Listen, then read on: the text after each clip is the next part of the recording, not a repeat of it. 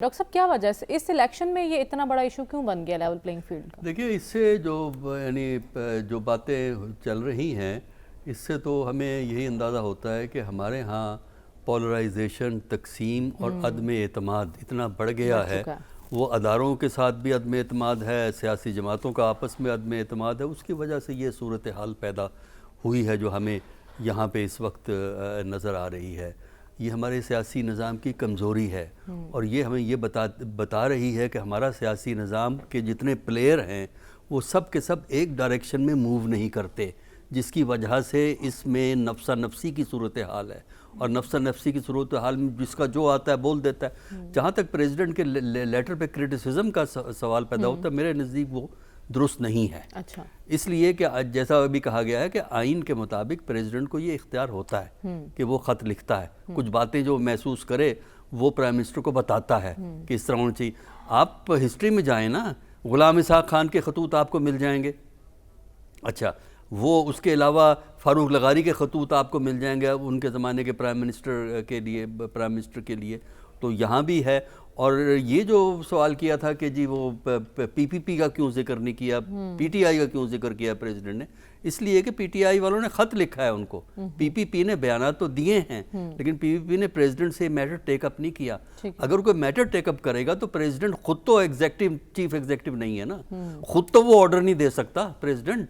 یہ تو آپ سوچیں نا، وہ پرائم منسٹر کو کہے گا اور وہ خط کی صورت میں جو ہے وہ کہا جاتا ہے. یا تو پریزیڈنٹ پرائم منسٹر کی فریکوینٹ ملاقاتیں ہوتی ہوں، وہ ہمارے ہاں فیشن نہیں رہا ہے کیونکہ کچھ نہ کچھ سیاست چلتی رہتی ہے.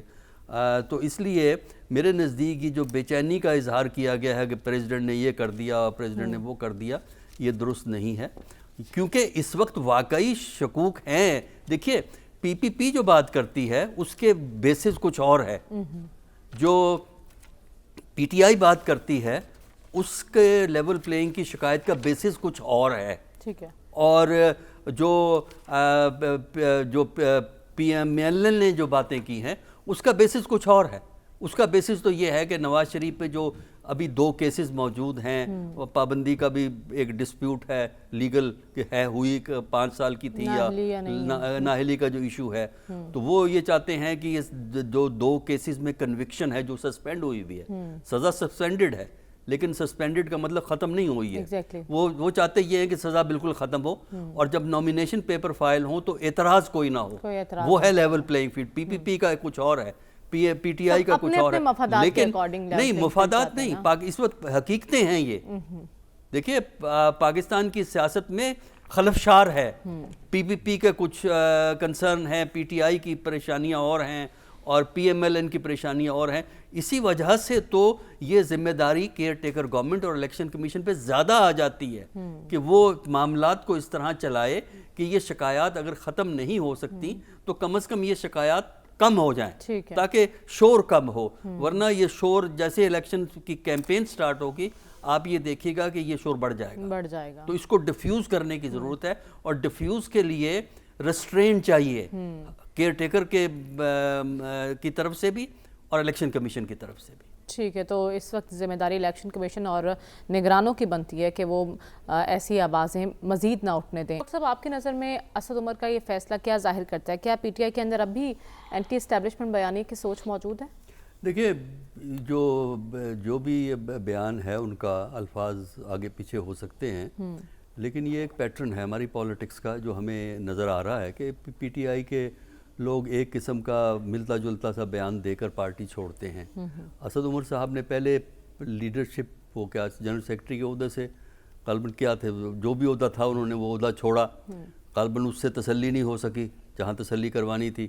تو اس کے بعد یہ دوسرا قدم، دوسرا سٹیپ دیا شورٹی دینے کے لیے کہ معاملے ٹھیک ہیں.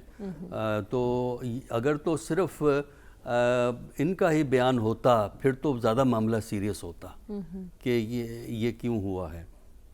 لیکن چونکہ ہم نے دیکھا ہے کہ بہت سے لوگ، ایک یہ نہیں اور بہت سے لوگ اسی انداز میں گئے ہیں الفاظ آگے پیچھے کر کے، تو وہ ایک پاکستان کی ایک صورتحال جو نمودار ہوئی ہے 9 مئی کے بعد، اس کے اندر جو پولیٹکس ہے وہ جو جس طرح 9 مئی کا معاملہ یونیک ہے، اس سے پہلے کبھی نہیں ہوا، اسی طرح جو 9 مئی کے بعد پولیٹکس ہے وہ بھی اپنے حساب سے یونیک ہے. پاکستان کی پولیٹکس میں بھی ہم نے بڑے بڑے دور دیکھے اور ان کے متعلق پڑھا ہے. میں بات نہیں کر سکتا یہاں بہت سی چیزوں پہ, لیکن یہ ہے کہ آپ ایسے جو یونیک چیزیں ہوئی ہیں اس پچھلے چند ماہ کے اندر, اور اس کے اندر آپ کو یہ چیز فٹ ہوتی ہوئی نظر آتی ہے. تو یہی تو ہم نے دیکھنا ہے کہ آخر ان تمام واقعات کا نہ صرف پی ٹی آئی بلکہ پاکستان کی پوری پولیٹکس پہ کیا اثر ہوگا, کیا اس کا امپیکٹ ہوگا پاکستان کی پولیٹکس پہ, اور پاکستان کی پولیٹکس کس ڈائریکشن میں جائے گی. پرابلم ہماری یہ ہے کہ ہم جو بات کرتے ہیں وہ عام طور پہ امیجیٹ کانٹیکسٹ کی بات کرتے ہیں. ایک لانگ ٹرم پرسپیکٹو چونکہ ہمارے پولیٹکس میں نہیں ہے, اس کی وجہ سے جب وقت نکل جاتا ہے, آج سے چند سال کے بعد پھر سٹوریز آنا شروع ہو جاتی ہیں. 88 میں کیا ہوا وہ ہمیں بعد میں پتہ, 88 کے الیکشن میں کیا ہوا وہ ہمیں بہت بعد میں پتہ لگا, 90 کے الیکشن میں کیا ہوا وہ بھی ہمیں بعد میں پتہ لگا, اور اسی طرح جو کچھ بھی ہو رہا ہے پاکستان کے اندر وہ بھی ہو سکتا ہے 5 سال 10 سال کے بعد جو لوگ ہوں گے ان کو پتہ لگ جائے ہمارے سامنے.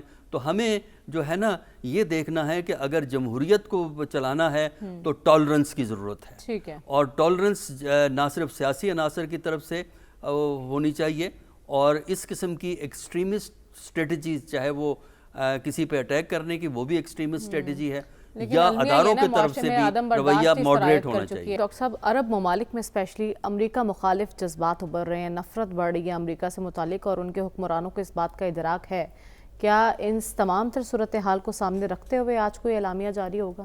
دیکھیے اعلانیہ تو میرا خیال ہے جاری ڈیفینیٹلی ہوگا اگر ابھی تک نہیں ہوا ہے تو, لیکن آج کا جو سیشن تھا اس میں 3 تقاریر قابل ذکر تھیں. ایک تو ایرانی صدر کی, دوسرا ٹرکی کے صدر کی, اور تیسرا پیلسٹائن کے صدر کی, یہ محمود عباس کی. تینوں نے بڑی واضح پوزیشن لی ہے, اور اس میں پرابلم جو ہمیں نظر آتی ہے کہ اس میں افسوس کا, غم و غصے کا اظہار کیا جائے گا اور مرثیہ پڑھا جائے گا, اور اس کے بعد یہ بھی کہا جائے گا کہ سیز فائر ہونی چاہیے, جو سب کہہ رہے ہیں اب تو سیز فائر ہونی چاہیے. لیکن ایسے اقدامات جس سے کہ آپ اپنی اس غصے اور ناراضگی کو واضح طور پر ایک سفارتی کارروائی میں تبدیل کر دیں, اس کے امکانات ہمیں کم نظر آتے ہیں. وہ اس لیے میں کہہ رہا ہوں نا کہ جو تقریریں ہوئی ہیں اس میں کوئی ایسی پرپوزلز نہیں آئی ہیں, ورنہ تو دیکھیں نا پرپوزلز آنی ضروری ہوتی ہیں, پھر وہ اعلامیے میں جاتی ہیں کہ وہ پرپوزل آتی ہیں کہ ہم سفارتی سطح پر یہ کام کریں گے, سفارتی سطح پر یہ کارروائی کریں گے. اگر تو اس قسم کی پرپوزل آتی تو پھر تو ہم کہتے کہ بھئی ڈیفینیٹلی کوئی نئی چیز ہونے والی ہے, لیکن ہمیں کوئی نئی چیز ہوتی ہوئی نظر نہیں آتی. صرف یہ ہے سب عرب ممالک کا اکٹھے بیٹھنا, تو اس اجلاس کو مغرب کیسے دیکھ رہا ہوگا؟ دیکھیں فلسطین کے لیے اکٹھے ہو جاتے ہیں, لیکن وجہ یہ ہے کہ ان تمام ممالک کے مفادات ایک نہیں ہیں. کیا وجہ ہے کہ OIC ایک سٹینڈ عملی طور پہ نہیں لیتی تقریروں کے علاوہ؟ اس کی وجہ یہ ہے کہ جو عرب ممالک ہیں وہ ان کی جو سوچ ہے اور ان کے مفادات ہیں ایک نہیں ہیں. یہ تو بڑی یعنی اگر آپ مڈل ایسٹ کی پولیٹکس کو پڑھیں تو آپ کو بہت زیادہ پولیٹکس وہاں نظر آئے گی کہ کس طرح ایک ملک دوسرے ملک سے لڑ رہا ہے. وہاں پہ ڈائنیسٹک جھگڑے ہیں, وہاں پہ نظریات کے جھگڑے ہیں, وہاں پہ پولیٹیکل سوچ کے جھگڑے ہیں, اور غربت کے مسائل ہیں کچھ ملکوں میں, اور کچھ ملکوں میں امارت کے مسائل ہیں. تو چونکہ اتنا ڈائیورس علاقہ ہے یہ, اس کی وجہ سے اتنی قوت, فائنینشل قوت ہونے کے باوجود وہ ایک سمت میں چل نہیں سکتا, ایک ایسا دباؤ کریٹ نہیں کر سکتا جو امریکہ کو مجبور کر دے. میرے نزدیک ایسے کئی سورسز ہیں ان کے پاس کہ وہ امریکہ پہ پریشر بلڈ کر سکتے ہیں, لیکن پرابلم ان کی یہ ہے کہ بہت سے ممالک کا سروائیول امریکہ سے اچھے تعلقات میں ہے. ایجپٹ کا انحصار امریکہ پہ ہے, سعودیہ کا انحصار امریکہ پہ ہے, اور جارڈن ایک پرو امریکہ کنٹری سمجھا جاتا ہے, اسی طرح UAE, یہ سب کنٹریز جو ہیں نا وہ کرتے ہیں. اور امریکہ کی سینٹرل کمانڈ اس میں موجود ہے دوحہ کے باہر, یعنی قطر میں آپ کو سینٹرل کمانڈ بیٹھی ہوئی ہے جو اس پاکستان کے بارڈر سے لے کر یورپ تک کے علاقے کو جو ہے وہ کور کرتی ہے, سیکیورٹی دیکھتی ہے, سینٹرل کمانڈ بیٹھی ہے، تو اس کی وجہ سے یہ ذرا مشکل ہے، لیکن پھر بھی وہ اکٹھے ہوئے، انہوں نے تنقید کی، اور میرا خیال یہ ہے کہ اعلانیے کے اندر بھی جو گفتگو کافی ٹف وہ کریں گے، لیکن کاش وہ کچھ عملی اقدامات کے فیصلے کریں، جن کا ایک امکان ہمیں کم نظر آتا ہے، کیونکہ اس کی وجہ وہی ہے کہ مفادات ایک نہیں ہیں، جس کی وجہ سے جب مفادات ایک نہ ہوں تو آپ اکٹھے نہیں ہوتے۔ لیکن ناممکن تو نہیں جنگ ہے، بندی کا مطالبہ کریں گے، لیکن جنگ بندی کے لیے کیا کریں گے، یہ اقدامات نہیں کریں گے، اس کے لیے عملی اقدامات کرنے کی ضرورت ہوگی۔